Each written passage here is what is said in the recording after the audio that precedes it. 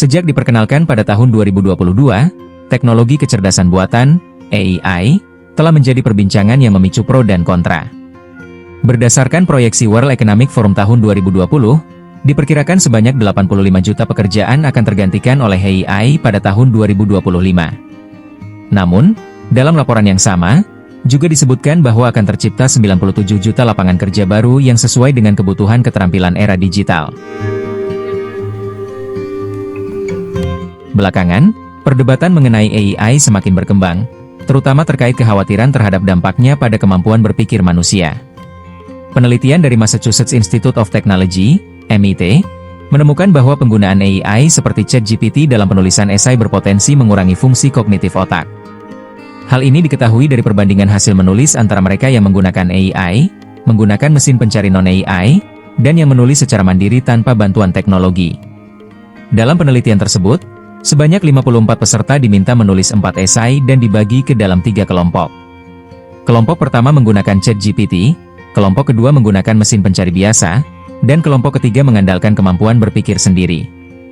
Hasilnya menunjukkan bahwa peserta yang terbiasa menggunakan AI cenderung lebih pasif dan kurang memiliki inisiatif dalam menggali ide atau menentukan topik. Ketika AI tidak tersedia, mereka mengalami kesulitan yang lebih besar dalam menulis. Laporan yang dikutip dari The Telegraph pada Selasa 17 Juni 2025 menyebutkan bahwa individu yang bergantung pada AI kehilangan kemampuan berpikir kritis dan tidak memiliki kedekatan emosional atau ingatan terhadap apa yang mereka tulis. Sebaliknya, mereka yang menulis secara mandiri tanpa bantuan AI masih mampu menjelaskan dan mengingat isi tulisannya dengan baik. Para peneliti MIT mengingatkan bahwa penggunaan AI di lingkungan pendidikan perlu disertai pengawasan, karena jika tidak, dapat menimbulkan dampak negatif jangka panjang terhadap perkembangan otak siswa. Dalam artikelnya, MIT menyebutkan bahwa otak manusia ibarat otot yang akan berkembang bila terus dilatih, dan terlalu bergantung pada AI dapat menghentikan proses perkembangan tersebut. Hal serupa juga dikemukakan dalam penelitian yang dilakukan Microsoft dan Carnegie Mellon, yang mengungkapkan adanya penurunan kemampuan berpikir kritis saat AI digunakan dalam aktivitas kognitif seperti menulis. Penelitian MIT juga menunjukkan bahwa penggunaan AI dalam penulisan membuat kreativitas menurun, misalnya melalui kecenderungan mengulang kata-kata yang sama dalam paragraf. Para peneliti menyimpulkan bahwa penggunaan AI menyebabkan menurunnya kemampuan parafrase dan pemilihan diksi yang variatif. Natalia Kosmina, salah satu peneliti MIT, menyampaikan bahwa penggunaan AI dalam pembelajaran sebaiknya dilakukan dengan kehati-hatian. Ia menjelaskan bahwa masyarakat kini banyak yang terlihat menguasai berbagai bidang karena bantuan AI, meskipun sebenarnya mereka tidak benar-benar menguasai materi secara mandiri. Ia juga menyebut bahwa berdasarkan hasil studi neuroscience, terjadi perubahan konektivitas otak saat seseorang menggunakan AI dibandingkan saat berpikir sendiri. Kosmina juga menjelaskan bahwa seseorang mungkin menjadi mahir menggunakan teknologi AI, tetapi belum tentu dapat menyelesaikan tugas dengan kualitas yang sama tanpa bantuan AI. Meskipun banyak kritik bermunculan terhadap AI karena dampaknya pada fungsi kognitif, perusahaan teknologi tetap bersaing dalam mengembangkan teknologi ini. Apple, misalnya, diketahui terlambat dalam mengadopsi AI pada tahun 2022, yang menyebabkan potensi kerugian hingga 600 miliar dolar Amerika Serikat, dan jika dihitung dengan nilai sekarang, setara dengan sekitar 2,92 triliun dolar Amerika Serikat.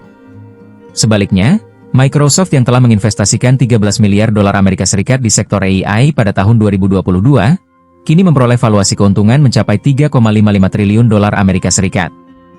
Perusahaan chip dan teknologi komputer Nvidia juga ikut dalam persaingan dan berada di peringkat kedua dengan valuasi 3,52 triliun dolar Amerika Serikat.